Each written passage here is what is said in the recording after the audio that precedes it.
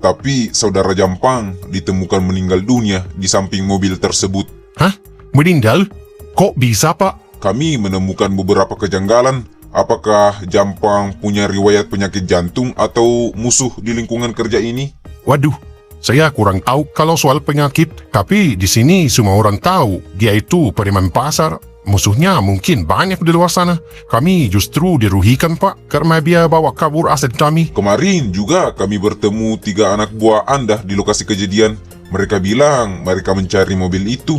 Kenapa mereka tahu posisinya ada di sana, padahal itu jalur yang sangat sepi? Oh, soal anak-anak itu sederhana saja, Pak. Begitu si Udin lapor kalau mobilnya dibawa kabur Jampang, saya langsung perintahkan semua anggota saya untuk menyisir jalan keluar kota. Namanya juga aset perusahaan, Pak. Saya tidak mau rugi.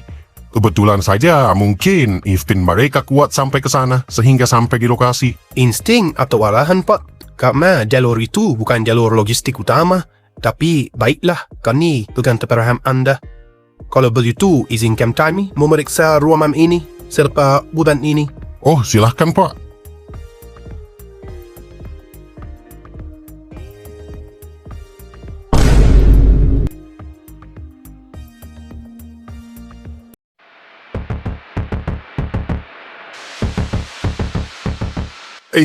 Kok ada koper duit di bawah meja? Ini mencurigakan. Oh, waduh. Mungkin anggota saya salah simpan, Pak. Ucok, kenapa ada koper duit di situ? Bukan, bos. Sumpah, saya nggak tahu itu duit siapa. Mungkin ada yang sengaja naruh di situ buat jebak saya. Hah? Dijebak? Ini ditemukan di ruangan kalian. Dan ini pasti ruangan yang tidak sembarang orang yang masuk. Saudara Ucok, bisa jelaskan dari mana asal koper duit ini? Apakah ini ada kaitannya dengan kematian si Jampang?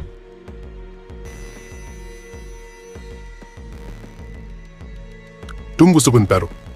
Pak Broto, saudara Oco, bisa jelaskan bercak merah telap ini? Itu mungkin bekas tinta stempel yang tumpah, Pak. Maklum, di gudang ini kami sering pakai tinta merah untuk menandai peti logistik. Tinta stempel kirap menggumpal dan berubah warna menjadi coklat kehitaman seperti ini ketika mulai kering. Dan baunya, ini bau besi yang sangat khas. Ini bukan tinta, ini darah. Dan melihat polanya yang memercik, ini seperti hasil koper rampasan. Pak Broto, Anda bilang Jampang mencuri mobil dan menghilang. Lalu kenapa di saat yang sama, kenapa ada koper yang terkena percikan darah di bawah meja Anda? Dan saya rasa ini percikan darah yang masih cukup segar. Ucok, kamu beneran taruh di situ? Mati kita. Diam kamu. Perasaan saya hendak taruh di situ. Kalau begitu, kami harus menyita koper ini sebagai barang bukti. Dan karena ini ditemukan di ruangan Anda harus ikut kami ke kantor untuk pemeriksaan insentif. Pak Broto, sepertinya orang kepercayaan Anda punya banyak rahasia. Ucok, kalau sampai gara-gara duit itu bisnis saya hancur, saya sendiri yang bakal kirim kamu ke liang lahat bareng Jampang. Benar itu? Itu darah saya, Pak. Tadi tangan saya terjepit pintu pas mau buka koper ini. Kalau begitu, mari kita buktikan di lab. Jika DNA darah ini cocok dengan saudara Jampang yang tergeletak di pinggir jalan sama, maka kita bukan lagi bicara soal pencurian mobil. Kalau begitu, kami bawa koper ini. Saudara Ucok juga terpaksa kami bawa ya Pak Broto, untuk pemeriksaan lebih lanjut. Waduh, mampus saya. Waduh, harus begitu ya, Pak? Kalau cuman itu jalannya, Pak, silahkan. Ucok, kamu tenang saja. Saya percaya sama kamu kok.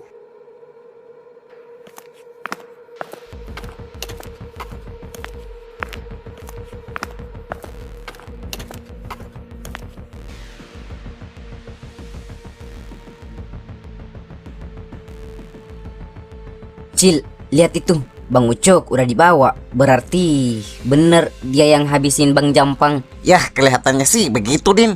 Koper yang ada darahnya tadi, pasti itu hasil dari rampasan Bang Jampang. Dibawa polisi juga. Waduh, tamat riwayat dia kalau darah itu terbukti punya Jampang.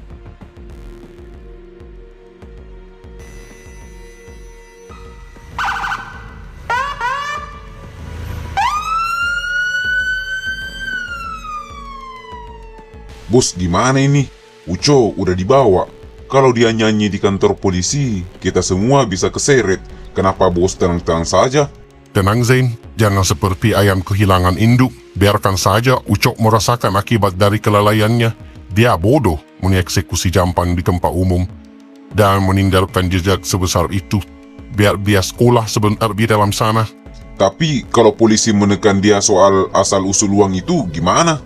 Ucok itu anjing setia. Dia tahu resikonya kalau dia buka mulut. Saya percaya dia bisa memberi alasan yang bagus saat diinterogasi. Besok saya akan bawa pengacara paling mahal kalau dia belum dibebaskan. Bukan cuma demi Ucok, tapi koper berisi uang itu harus balik lagi ke tangan kita. Tanpa uang itu, pengiriman minggu depan bisa kacau.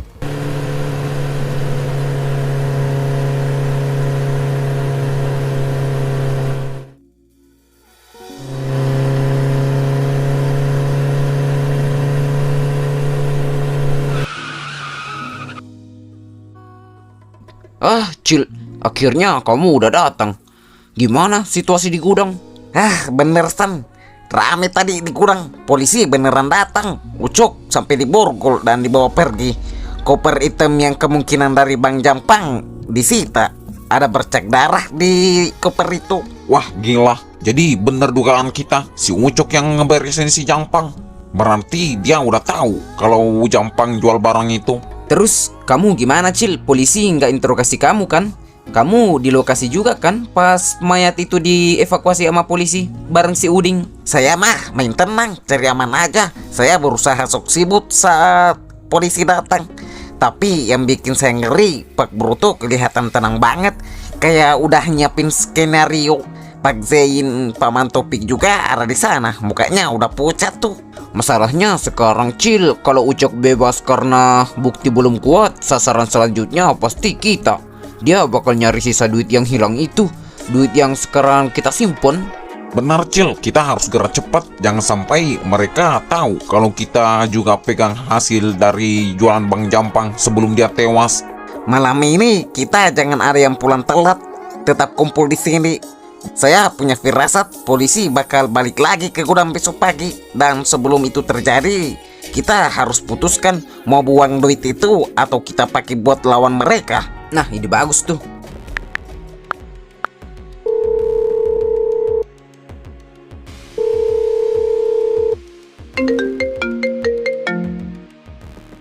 Halo Bang Daus, ini Fadil. Abang bisa bicara bebas kan sekarang? Iya Fadil, aman, bicara saja. Saya lagi di tempat aman. Ada apa emang? Kamu udah dengar kabar terbaru? Kabar? Bang, di sini saya nggak tenang. Saya dengar si Jampang tewas. Terus Ucok dibawa polisi. Acil juga keseret-seret. Ini beneran gara-gara rencana kita Bang? Kok jadi berdarah begini? Hahaha, tenang saja Fadil.